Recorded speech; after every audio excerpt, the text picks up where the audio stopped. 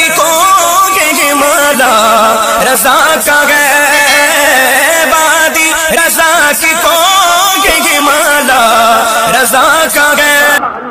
پھر کہتے ہیں اللہ فرماتا ہے ان کے آگے مت گر گراؤ. دیکھو حدیث آ رہی ان کے آگے مت گر گراؤ. اگر گر گرانا ہے اللہ فرماتا ہے میری بارگاہ میں گر گراؤ, اپنے گناہوں سے معافی طلب کرو, میں تمہارے حالات کو تبدیل کروں. سبحان اللہ, ماشاء اللہ, ماشاء اللہ, بہت اسی پر گفتگو عین ہوتی ہے. گر گراؤ گے اللہ کی بارگاہ میں. راتوں کو فلمیں مت دیکھو, اپنے گناہوں پر رو, اپنے آپ پر رو, آہو بکا کرو. یاد رکھنا کوئی وظیفہ اتنی اہمیت نہیں رکھتا جتنا اللہ کے لیے رونا اہمیت رکھتا ہے. اللہ کے لیے رونا, اس کے رسول کے لیے رونا, کوئی عبادت اس کا مقابلہ نہیں کر سکتی. کہ کوئی عبادت ہے. آپ سے پوچھتا ہوں اولیاء کی زندگی دیکھو, صحابہ کی زندگی دیکھو, اب تھوڑا اس پہ توجہ کریں. دیکھو سیدنا فاروق اعظم اللہ کے لیے اتنا روتے تھے کہ روتے روتے آپ کے چہرے پر آنسوؤں کے نشان پڑ گئے تھے. آپ جانتے ہیں اتنا روتے تھے. کون ہے یہ فاروق اعظم جن کو دنیا میں رسول اللہ نے جنت کی بشارت دی ہے؟ یہ حضور کے سسر بھی ہیں, صحابی بھی ہیں, اور یہ وہ ہیں جن کے بارے میں آقا فرماتے ہیں میرے بعد کوئی نبی ہوتا تو عمر ابن خطاب ہوتے. یہ وہ ہیں جن کے بارے میں فرمایا اپنی محفلوں کو عمر کے نام سے زینت کیا کرو. آپ سے پوچھتا ہوں وہ کیوں رو رہے تھے؟ وہ کیوں رو رہے تھے؟ آپ کہتے مولانا میرے پیر صاحب مجھے جنت میں لے جائیں گے. واللہ تیرے پیر کی جوتیاں میرے سر اور آنکھوں پر, میں کسی کے پیر کا مخالف نہیں, میں تو ہر سنی پیر کی نالین بردار, ان کا نالین بردار ہوں. لیکن آپ سے کہتا ہوں, آپ کہتے ہیں مولانا پیر صاحب لے جائیں گے, زنا کر کے بھی, شراب پی کے بھی, جوا کھیل کے بھی, مسجدوں کو ویران کر کے بھی تیرا پیر تجھے جنت میں لے جائے گا. اتنا پاورفل پیر. اور عمر ابن خطاب کا پیر کون؟ نماز کو لانے والا, قرآن کو لانے والا, بتانے والا. وہ اللہ کے خوف سے روئے. اور تو اتنا کہے بات کہ تو کہتے ہیں سکتے کا دھندا کروں گا تو بھی جنت میں جاؤں گا. سن لو, یہ صرف شیطانی وسوسے ہے. اللہ کا فرمان قرآن میں ہے. قرآن میں اللہ فرماتا ہے ان عذاب ربک لواقع ما لہ من دافع, تیرے رب کا عذاب واقع ہو کے رہے گا.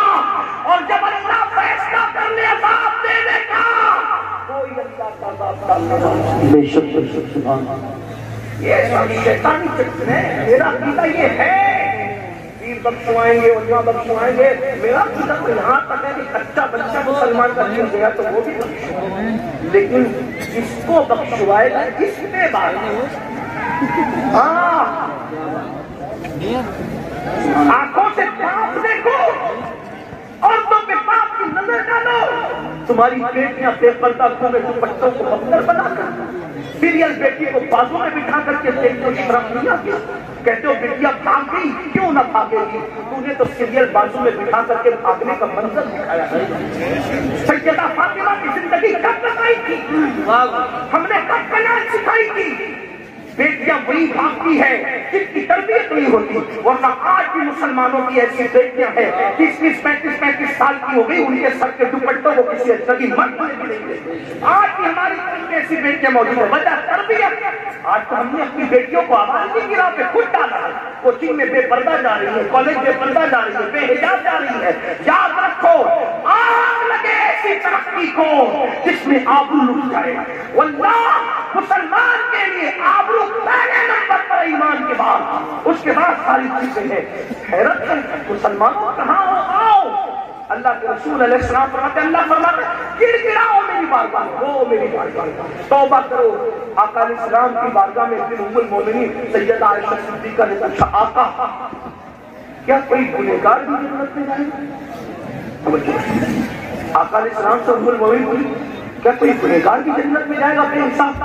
آقا فرماتے ہاں عائشہ, توجہ کرو, ہاں عائشہ میری امت کے کچھ گنہگار ہیں جن کا حساب بھی نہیں ہوگا, وہ بے حساب جنت میں جائیں گے. گنہگار بے حساب جنت میں جائیں گے. پوچھا امی جان نے, یاد سنا وہ کون ہے؟ فرمایا عائشہ جو اکیلے میں اپنے گناہوں کو یاد کر کر کے اللہ کے خوف سے روتے ہیں, اللہ ایسے گنہگاروں کو بے حساب جنت عطا فرمائے. آؤ सुभान अल्लाह। आओ अपनी रातों को सजाओ अल्लाह के खौफ से, अल्लाह की खशियत से। आओ अपने आंखों के अंदर आंसू लाओ अल्लाह के खौफ से, मक्खी के सर के बराबर। अगर अल्लाह के खौफ की वजह से किसी की आंख में आंसू आते हैं, अल्लाह उस पर जहन्नम की आग आराम फरमा देता है। अफसोस, हम तो अपने गुनाहों को याद करके कभी रोते ही नहीं, क्योंकि हम गुनाह को गुनाह समझते ही नहीं। हमारा हाल तो ये कहते हम जन्नत में नहीं जाएंगे तो कौन जाएगा। अब तो कव्वालों पर लोग चल पड़े कि हम जन्नत में नहीं जाएंगे तो तेरी जन्नत वीरान रहेगी। नादान, अल्लाह की जन्नत आज भी वीरान नहीं है। तू क्या बात करता है, उलमा से हटा और किसकी बात तू कर रहा है। अल्लाह की जन्नत आज भी वीरान नहीं, और उसकी जन्नत कभी वीरान हो ही नहीं सकती। आओ आओ तौबा करो, आओ पलटो, गुनाहों से माफी मांगो, रुजू करो अल्लाह की बारगाह में। मेरे अजीज, मेरे नौजवान, आओ अब इख्तितामी बात सुन लो।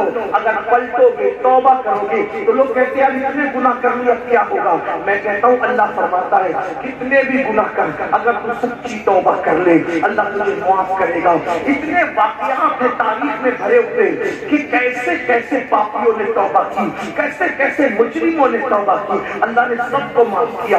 आइए एक वाक़या जो अल्लामा उस्मान इब्ने हसन ने, अल्लामा उस्मान इब्ने हसन ने अपनी किताब में लिखा दुर्रतुन नासिहीन में, मैं उसको अपने अल्फाज के जामे में पेश करके बात खत्म करता हूँ। अपने जवानों की खास तवज्जो। मेरे अजीज, कैसे कैसे लोग तौबा करते हैं और क्या से क्या बन जाते हैं। तौबा एक ऐसा दरवाजा है जो बंदे को खुदा के करीब करता है। तौबा एक ऐसी नेमत है जो खुदा का महबूब बना देती है। तौबा ऐसी चीज है, महबूब इलाही सरकार निजामुद्दीन औलिया कहते हैं मुत्तकी और ताईब यानी तौबा करने वाला, दोनों का नाम अमल बराबर बराबर होता है। मुत्तकी का भी गुनाह से खाली, तौबा करने वालों का भी गुनाहों से खाली। किसी ने पूछा वो क्यों, तो कहा मुत्तकी का इसलिए गुनाह से खाली होता है जो उसने गुनाह किया नहीं, और ताईब का इसलिए होता है गुनाह किया तो था मगर तौबा कर ली और अल्लाह ने उसके सारे गुनाहों को मिटा दिया।